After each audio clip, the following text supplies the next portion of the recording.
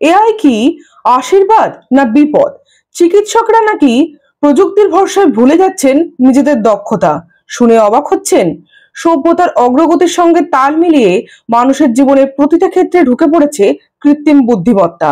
শিক্ষা থেকে রাজনীতি, স্বাস্থ্য থেকে চিকিৎসা, প্রতিটা ক্ষেত্রেই। কিন্তু সম্প্রতি ল্যান্ডসেটের এক সমীক্ষা জানাচ্ছে ভয়ঙ্কর তথ্য।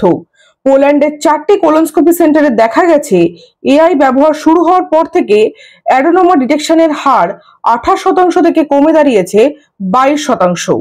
অর্থাৎ রোগ নির্ণয়ে চিকিৎসকরা আগের চাইতে কম সফল, কারণ অতিরিক্ত নির্ভর করছে এআই এর উপরে। ফলে নিজেরা সিদ্ধান্ত নেওয়ার অভ্যাস হারাচ্ছেন, মনোযোগ এবং দায়িত্ববোধ অনেকটাই কমে গেছে।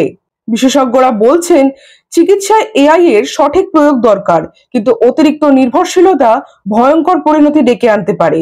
তাহলে প্রশ্ন হলো, এআই কি চিকিৎসার ভবিষ্যৎ, নাকি মানুষের দক্ষতাকে ধীরে ধীরে মেরে ফেলবে? আপনার কি মনে হয়? কমেন্টে জানান।